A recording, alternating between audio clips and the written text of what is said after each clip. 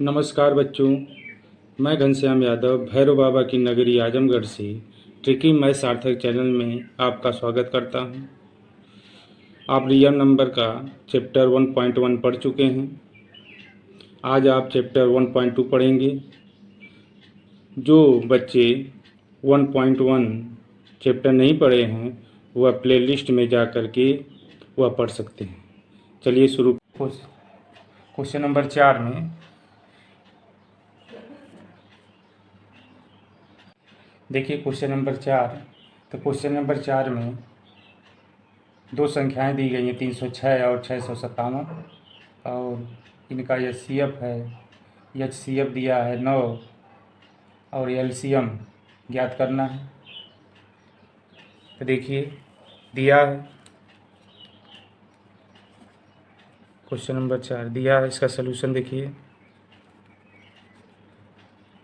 दिया है। क्या दिया देखिए, पहली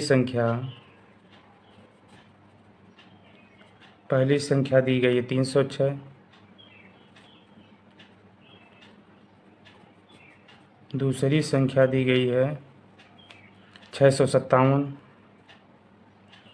और एचसीएफ दिया गया है। एचसीएफ 306 और 657 का एचसीएफ दिया है 9। हम जानते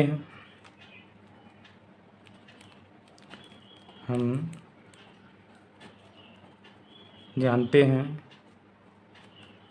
कि एचसीएफ गुणे एलसीएम बराबर पहली संख्या गुणे दूसरी संख्या, ये जानते हैं। तो हमको ज्ञात करना है एलसीएम, तो एलसीएम के यहाँ छोड़ दीजिए, एचसीएफ नीचे चला जाएगा। तो एलसीएम बराबर हो जाएगा पहली संख्या गुणे दूसरी संख्या, यह हो जाएगा। अब देखिए, तो पहली संख्या दी गई है 306 और दूसरी संख्या दी गई 657 बटे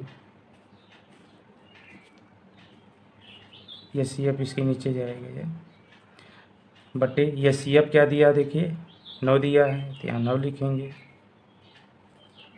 ठीक है, पहली संख्या गुणे दूसरी संख्या बटे क्या होगा, ये सी एफ नीचे आ गया। तो पहली संख्या 306 गुणे दूसरी संख्या 657 और बटे ये सी एफ दिया गया है 9, तो 9 लिख देंगे।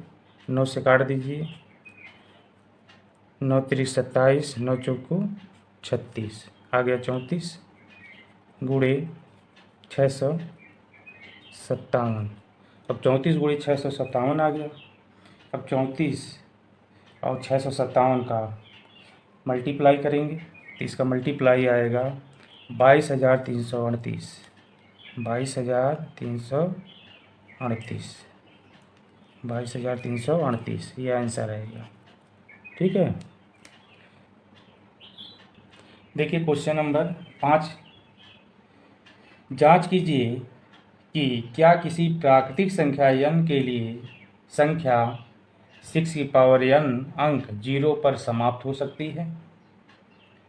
यहाँ पर हमको जांच करना है कि प्राकृतिक संख्या n के लिए संख्या 6 की पावर n अंक 0 पर समाप्त हो सकती है। तो देखिए सबसे पहले 6 की घात n लिखा है, तो हम क्या करेंगे, सबसे पहले 6 का गुणनखंड करिए। इसका सलूशन देखिए क्वेश्चन नंबर 5 का। तो सबसे पहले 6 का गुणनखंड करेंगे, 2 गुणे 3, तो हमको इसमें दिया 6 की पावर n, तो दोनों तरफ n घात लगा दीजिए। तो 2 गुणे 3 की घात n हो जाएगा।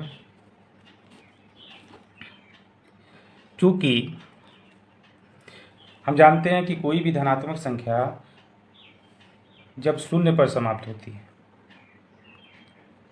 तो वह 5 से अवश्य विभाजित होती है, क्योंकि विभाज्यता के नियम में बताया गया जिस संख्या के अंत में 0 हो या 5 हो वह संख्या 5 से विभाजित हो जाती है। तो यहाँ पर देखिए, यहाँ पे इसका गुणनखंड 2 गुणे 3 आ रहा है। तो चूँकि हम कर सकते हैं, हम जानते हैं कि कोई भी धनात्मक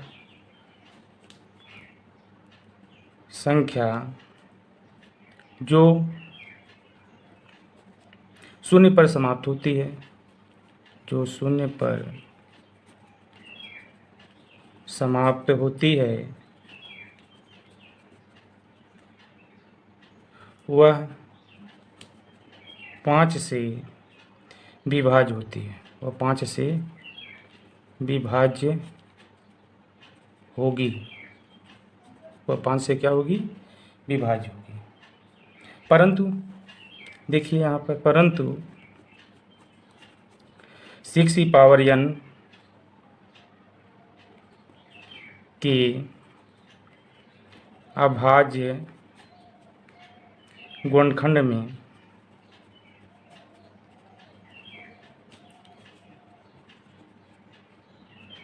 में दो और 3 है। 2 और 3 है।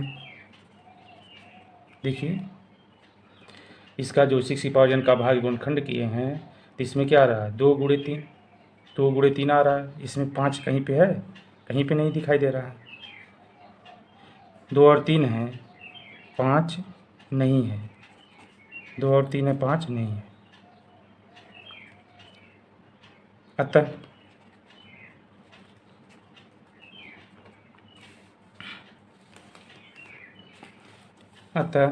किसी प्राकृत संख्या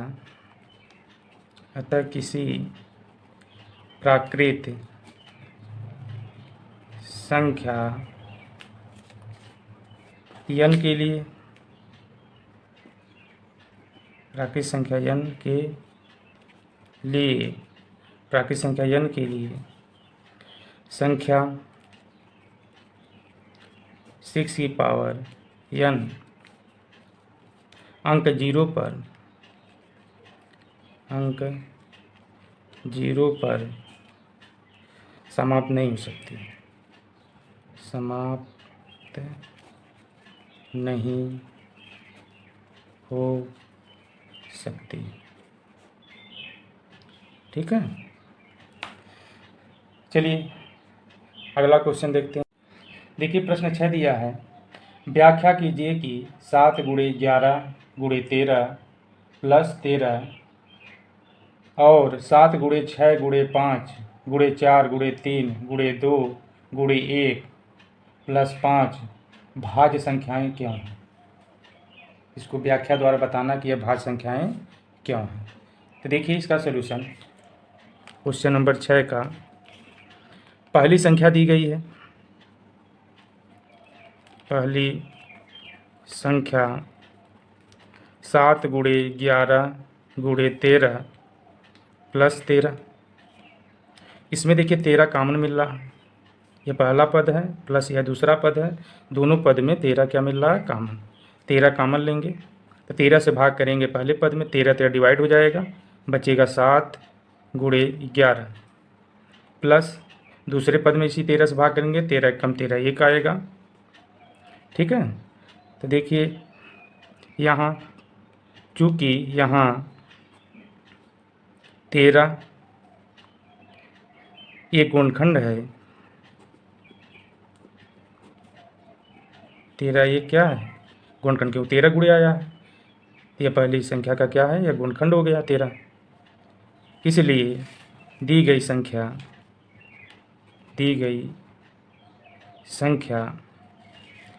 13 से विभाज्य। दी गई संख्या 13 से क्या है? विभाज्य। ठीक है, दूसरी संख्या देखिए क्या दी गई है। दूसरी संख्या दी गई है, दूसरी संख्या 7 गुणे 6 गुणे 5 गुणे 4 गुणे 3 गुणे 2 गुणे 1 प्लस क्या है 5। इसमें देखिए यह पहला पद है प्लस यह दूसरा पद है और दोनों पद में 5 क्या मिल रहा है कॉमन। तो 5 हम क्या ले लेंगे कॉमन। तो 5 कॉमन लेंगे तो 5 5 डिवाइड हो जाएगा, बचेगा 7 गुणे 6 गुणे 4 गुणे 3 गुणे 2 गुणे 1 प्लस 5 से दूसरे पद में भाग करेंगे तो यह भी कट जाएगा, 5 कम 5 डिवाइड हो गया। तो यहाँ पर भी देखिए चूँकि यहाँ 5 एक गुणनखंड है, इसलिए दी गई संख्या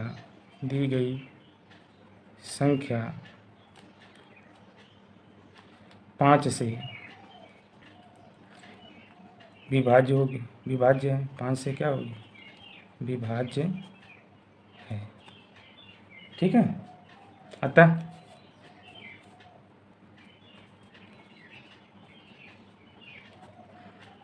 सात गुणे 11 गुणे 13 प्लस 13 और 7 गुणे 6 गुणे 5 गुणे 4 गुणे 3 गुणे 2 गुणे 1 प्लस 5 भाज्य संख्याएं हैं। ओके, अब देखिए क्वेश्चन नंबर 7।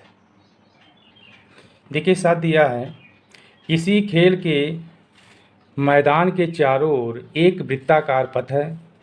इस मैदान का एक चक्कर लगाने में सोनिया को 18 मिनट लगते हैं, जबकि इसी मैदान का एक चक्कर लगाने में रवि को 12 मिनट लगते हैं। मान लीजिए वे दोनों एक ही स्थान और एक ही समय पर चलना प्रारंभ करके एक ही दिशा में चलते हैं, तो कितने समय बाद वे पुनः प्रारंभिक स्थान पर मिलेंगे।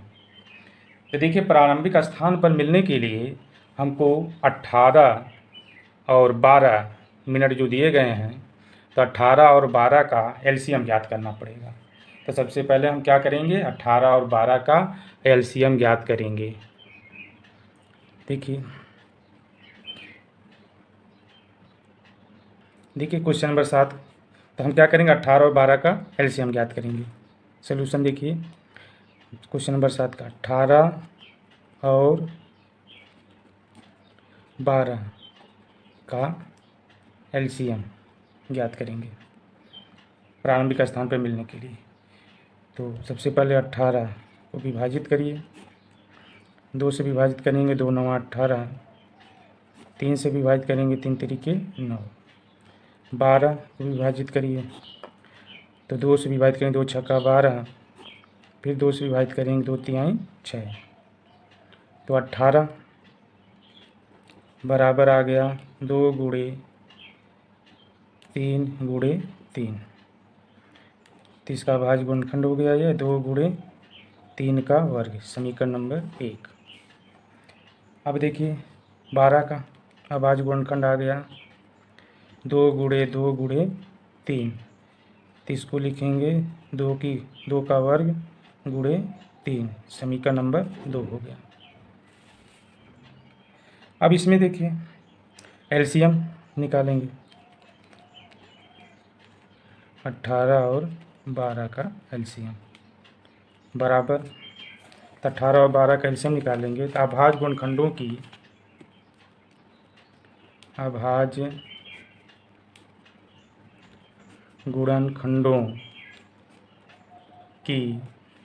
सबसे बड़ी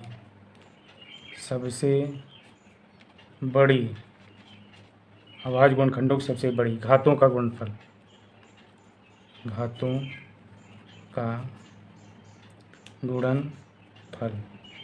ठीक है, तो देखिए तो सबसे बड़ी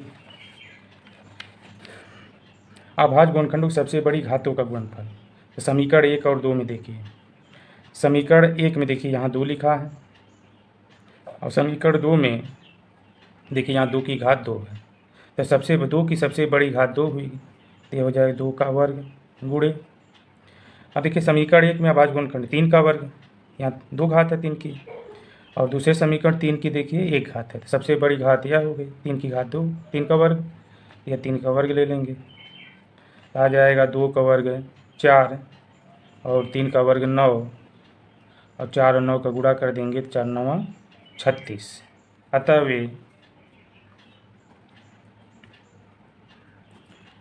वे 36 मिनट बाद प्रारंभिक स्थान पर मिलेंगे। ठीक है।